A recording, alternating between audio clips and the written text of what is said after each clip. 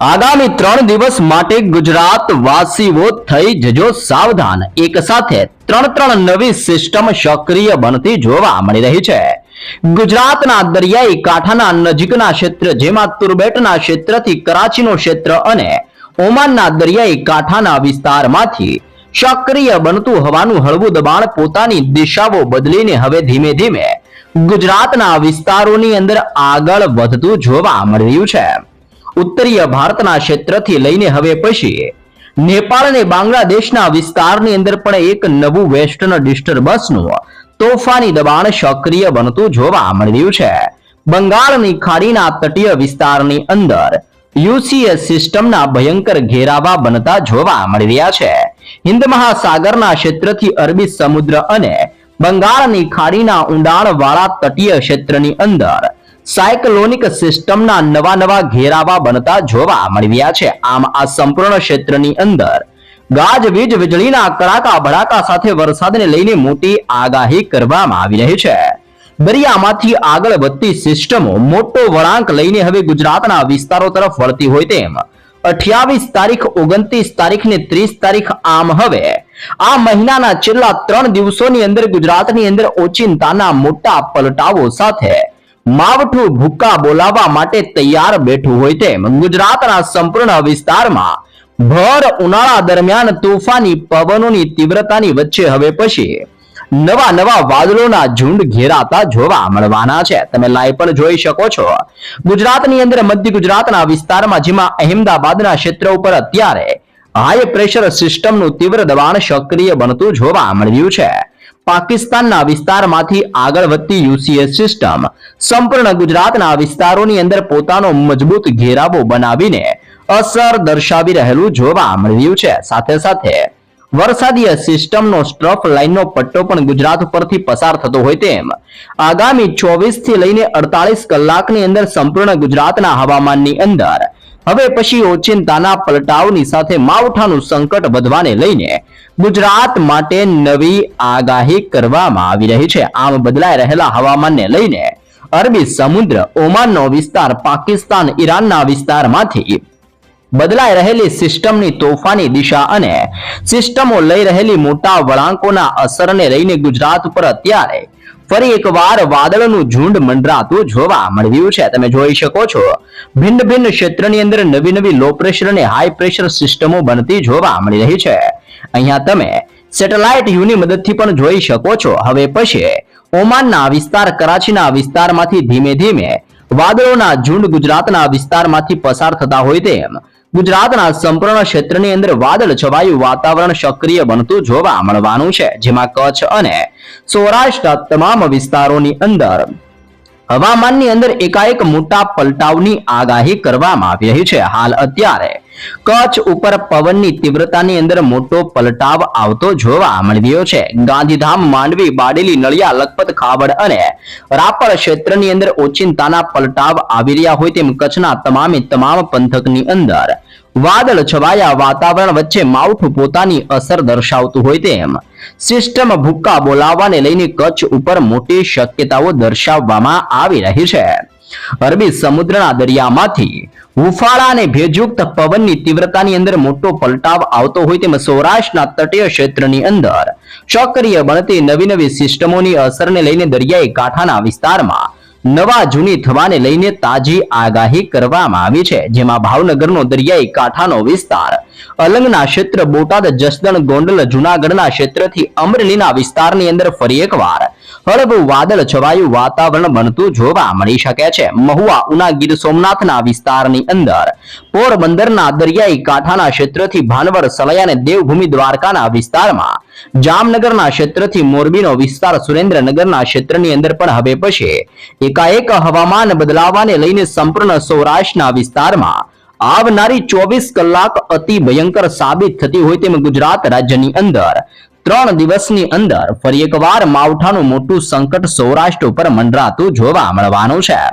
આમ ગુજરાત રાજ્ય ઉપર 28, 29 ને 30 તારીખના રોજ ફરી એકવાર ડબલ ઋતુનો અહેસાસ સક્રિય બનતો હોય તેમ ગુજરાતની અંદર ઘોર અંધારપટ જેવા કાળા ડિબાંગ વાદળોની વચ્ચે, જેમાં બપોર દરમિયાન ગુજરાતમાં ભયંકર ગરમી તો સાંજના સમય દરમિયાન કાળા ડિબાંગ વાદળોના ઝુંડ ઘેરાતા હોય તેમ રાજ્ય ઉપર ફરીથી માવઠાનું સંકટ ટોળાવાને લઈને તાજી શક્યતાઓ દર્શાવવામાં આવી રહી છે.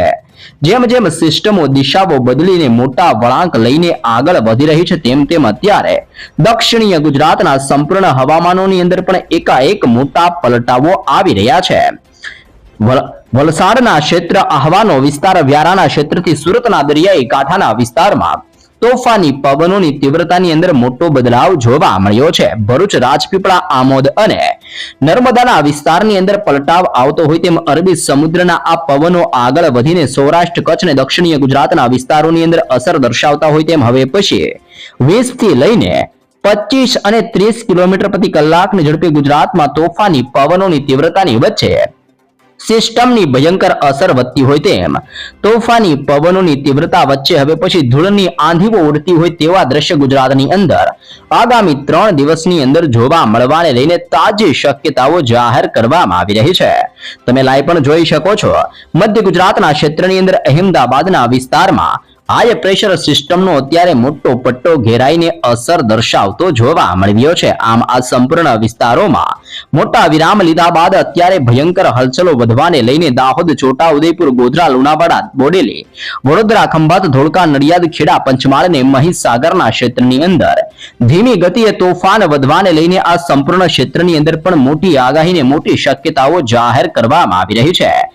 રાજસ્થાનના ક્ષેત્રથી ફૂંકાતા હવે ભેજયુક્ત વાળા પવનો ઉત્તર ગુજરાતના ક્ષેત્રમાં કરાચીના ક્ષેત્ર અને પાકિસ્તાનના વિસ્તારમાંથી ફંડોવાતી યુસીએ વાળી સિસ્ટમ હવે પછી ઉત્તરીય ગુજરાતના વિસ્તારની અંદર વાદળ છવાયું વાતાવરણ બનાવતી હોય તેમ ઉત્તર ગુજરાતના વિસ્તારમાં ધીમી ગતિએ તોફાન વધારી રહેલી જોવા મળી રહી છે. જેમાં આપણે વિસ્તારોની વાત કરીએ તો ઉત્તરીય ગુજરાતના ક્ષેત્રમાં રાધનપુર, થરાદ, પાલનપુર, ખેડબ્રહ્મા, હિંમતનગર અને મહેસાણાના પંથકની અંદર ઓચિંતાના પલટાવને લઈને ઉત્તર ગુજરાતમાં બનાસકાંઠા, સાબરકાંઠા, અરવલ્લી, પાટણ, મહેસાણા અને ગાંધીનગર આમ ઉત્તરીય ગુજરાતના આ વિસ્તારોની અંદર હવામાનની અંદર મોટા પલટાવોને લઈને આગામી 3 દિવસ ભારે સાબિત થતા હોય તેમ હવે પછી ઉત્તરીય ગુજરાતના સંપૂર્ણ હવામાનમાં મોટા પલટાવ આવવાની સાથે વરસાદીય છાંટા એટલે કે માવઠાની અસરો સક્રિય બનતી હોય તેમ ગુજરાતની અંદર ફરી એકવાર હવામાન પલટાવાને લઈને આ મહિનાના અંતિમ દિવસોની અંદર ગુજરાત ઉપર મોટું સંકટ ટોળાતું હોય તેમ આગામી 3 દિવસની અંદર ગુજરાતની અંદર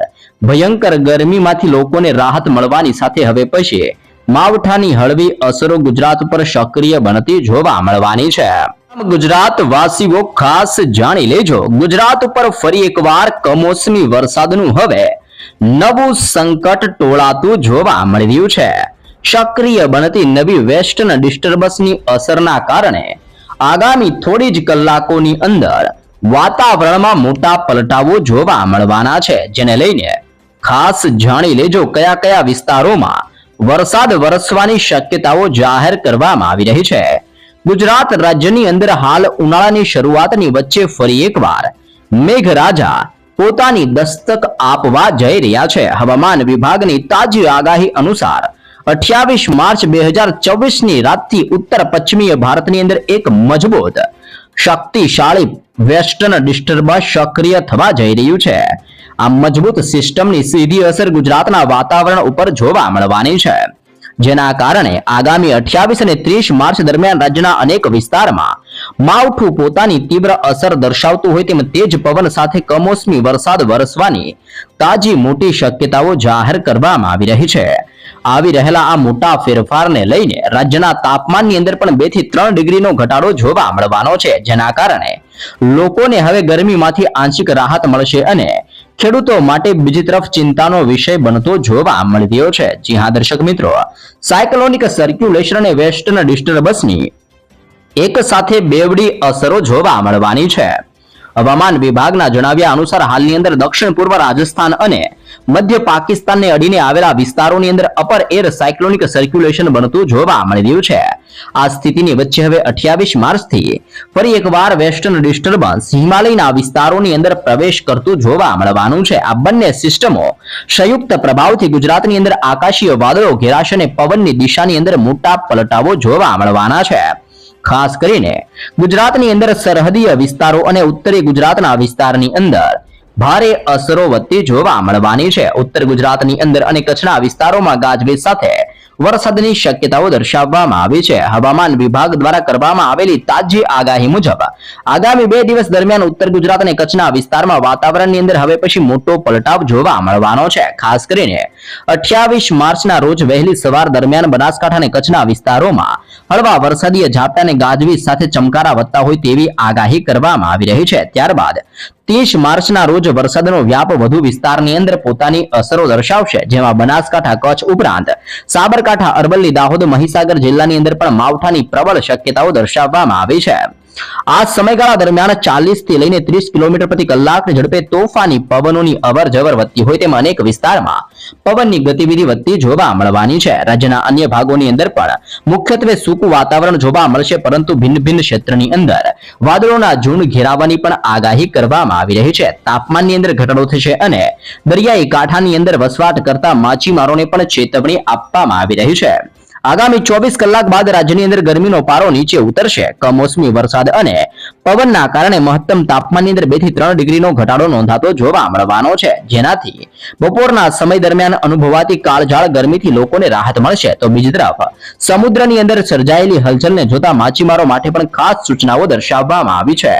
ઓમાનના દરિયાઈ કાંઠે અને ગલ્ફ ઓફ ઓમાનના વિસ્તારોની અંદર હવે પછી 45 થી 65 કિલોમીટર પ્રતિ કલાકની ઝડપે તોફાની પવન ફૂંકાવાની સાથે દરિયાની અંદર તોફાન વધશે, જેને લઈને માછીમારોને પણ દરિયો ન ખેડવા જવા માટે ખાસ સૂચનાઓ દર્શાવવામાં આવી રહી છે. આમ આગામી 3 દિવસની અંદર મોટા પલટાવ સાથે ગુજરાતના અનેક વિસ્તારોમાં કમોસમી વરસાદ અને માવઠાનું દબાણ વધતું જોવા મળવાનું છે.